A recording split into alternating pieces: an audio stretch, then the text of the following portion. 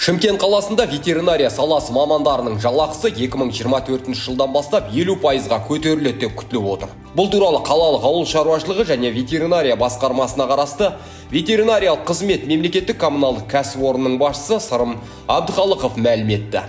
Оның айтуынша, бұған дейін қыс маусымында мамандар 2 айлық ақысыз демалысқа жіберіліп келсе, бұл мәселеде шешімін тауып мал дәрігерлеріне жыл 12 ай бойына еңбекақы төленетін болады. Қазір айлықтарды қолдарына 175 мыңдай айлық алады ветврачтар қазіргі.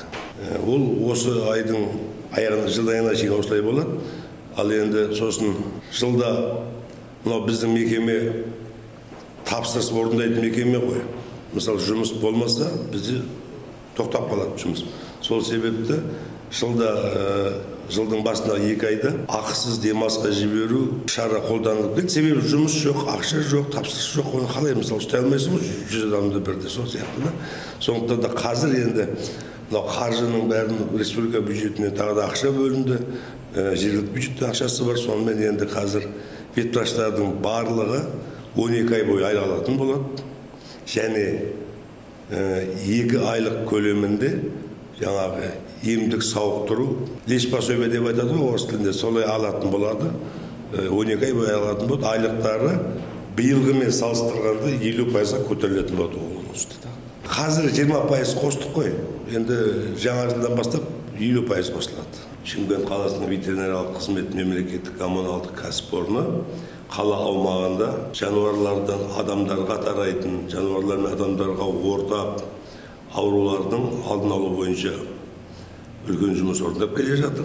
Қазір мысалға келтірсек, ең қауіпті деген сібір жарасына қарсы алдын ала егу жұмыстары, малдардың арасындағы аусыл ауруы, басқа да көптеген жұқпалы аурулардың алдын алу бойынша жұмыстар ауқымды жүріп келе жатыр. Қазір біздің қаламызда осы мекемеде 114 адам қызмет атқарады.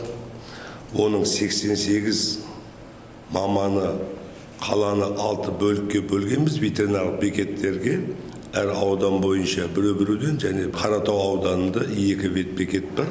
Мына ол Сайрам жағынан, мына Бозарық Қайтпас жағы болып. Осы жерге жоспар бойынша 65 мың шамасында ірі қара малымыз бар. 80 мың шамасында уақ малымыз бар. 11 мың, 12 мың шамасында жылқымыз бар. Осы жұмыстарды жүргізіп жатырмыз. Соңғы қазір қалған малдарды егу жұмыстары жүріп жатыр қазір. Сапа жұмыстың нәтижесімен анықталады ғой. Бұл жерде қазір мінекей малдардың арасында бруцеллез ауруы да қазір тіркеліп жатқан жоқ. Туберкулез тіркеліп жатқан жоқ. Сібір жарасы, бет аулақ тіркеліп жатқан жоқ. Аусыл ауру болып жатқан жоқ. Сапа нәтижесі осы деп ойлаймын. Шымкент қаласының ветеринария саласындағы негізгі жаңалықтың бірі қаңғыбас ит мысықтарды уақытша оқшаулауға арналған арнайы орынның құрылысы. Жалпы аумағы 1 гектарды құрайтын қаңғыбас ит мысықтарға арналған аумақты әкімшілік шаруашылық кешені, оқшаулағыш орын, карантин ғимараты, қойма, қараусыз иттер мен мысықтарды өз алдына бөлек уақытша ұстау павильондары қарастырылатын болады. Сонымен бірге мұнда ветеринариялық шараларды да жүзеге асыруға мүмкіндіктер жасалады. Ал құрылыс жұмыстары аяқталып қабылданған соң бұл нысанда арнайы мамандар жұмыс жасайтын болады. Ол біріншіден мынау типтік үлгідегі ішіндегі барлық қажетті құрал саймандары, қажетті бөлмелері мен өзім барып көрдім, әдемі жасап жатыр. Ол жерде келген иттерді изоляторда уақытша қабылдау, оларды денсаулығын тексеру, қажет болған жағдайда рентгенографиясы бар, УЗИ бар екен ол жердің жақсы. Одан кейін кастрация жасап, оларды қайтадан бұрынғы аулан ортаға жіберу, чип салу, бәрі сол жерде орындалады.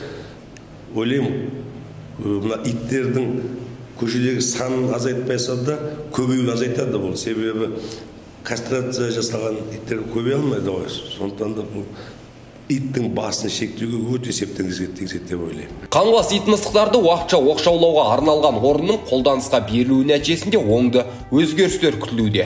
Осылай деген ветеринариялық қызмет мемлекеттік коммуналдық кәсіпорнының басшысы бүгінгі таңда қала аумағында қаңғыбас ит мысықтарды аулау жұмыстарының барысына жан-жақты тоқталды. 3 бригада жұмыс жасап жатыр қазір.